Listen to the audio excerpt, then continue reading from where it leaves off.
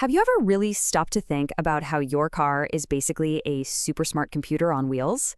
Well, today, we're going to pull back the curtain and dive deep into its secret nervous system, that incredible network of sensors that act as its eyes, its ears, and its sense of touch. So, how does your car actually know when it should sip a little less fuel to boost your mileage?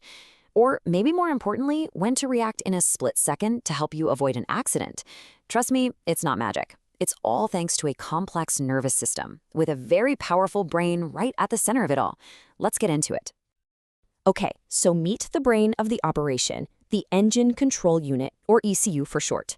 This little box is processing a constant fire hose of information, making thousands of tiny calculations every single second just to keep your car running as smoothly and efficiently as possible. But, a brain isn't much good without senses, right? And that is exactly where the sensors come in. They are literally the eyes, the ears, and the nerve endings of your vehicle, and they're constantly feeding crucial data right back to that ECU brain. So, what's the number one job for this whole nervous system?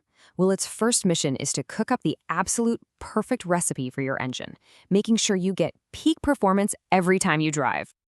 You see, the real secret sauce to a powerful, efficient engine is getting that perfect mix of air and fuel for combustion.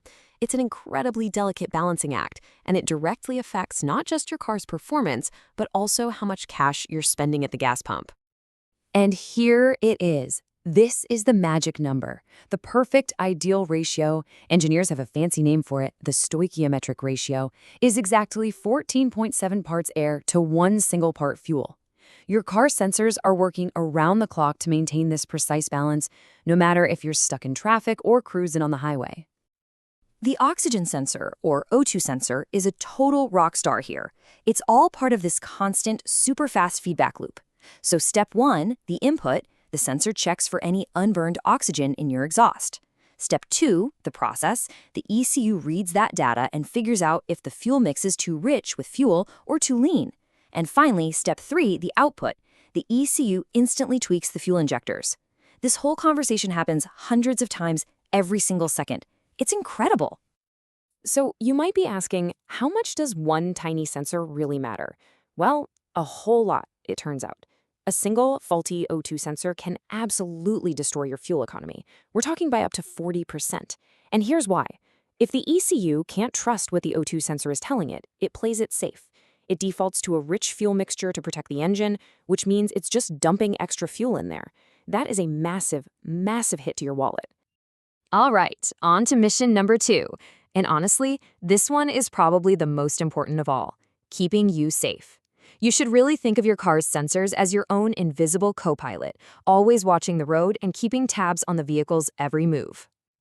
Let me show you the life-saving difference these things make. Without wheel speed sensors, if you slam on the brakes, your wheels can lock up solid, sending you into a terrifying, uncontrolled skid. But with them, the system can actually predict a lockup, and it rapidly pulses the brakes, faster than any human could, which allows you to keep steering and hopefully get to safety. And get this, those exact same wheel speed sensors are the foundation for a ton of other safety systems we just take for granted now. Take traction control. It uses them to feel if one wheel is spinning faster than the others, like on a patch of ice, and it applies the brake just to that one wheel to help you get your grip back. It's just brilliant. And then when you start adding in radar and camera sensors, you unlock even more advanced features, like blind spot monitoring and automatic emergency braking. Okay, so that all sounds great when everything's working perfectly, but what happens when this nervous system actually senses a problem? Well, your car tries to talk to you. Let's learn how to decode its language. Ah, yes, the infamous check engine light. This is the most common way your car tries to get your attention. It's really just the ECU raising its hand and saying, hey, one of my sensors is sending me a signal that just seems off.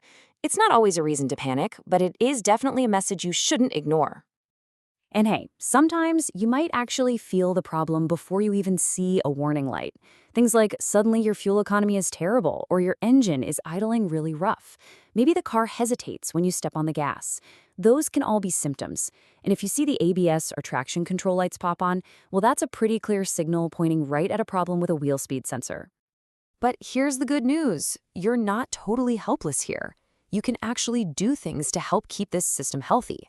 Simple stuff like taking care of warning lights as soon as they pop up and having your sensors checked during routine service can stop a small, cheap issue from turning into a huge, expensive repair down the road. So, where is all this incredible technology headed? Well, the car's nervous system is constantly evolving. It's getting smarter and way more complex with every single new model year. I mean, think about it. If you look back to the 80s, that's when we got the first very basic electronic engine controls. Fast forward to the 2010s, and all of a sudden, advanced driver assistance systems were pretty common. But the future? The future is something called sensor fusion. That's where the car blends all the data from cameras, radar, and LiDAR to create a complete 360-degree digital view of the world around it. This is the absolute key to truly self-driving cars.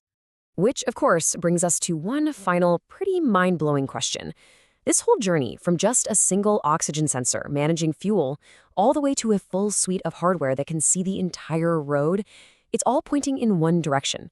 As this invisible nervous system becomes more and more aware, almost sentient, will the driver eventually just become another passenger?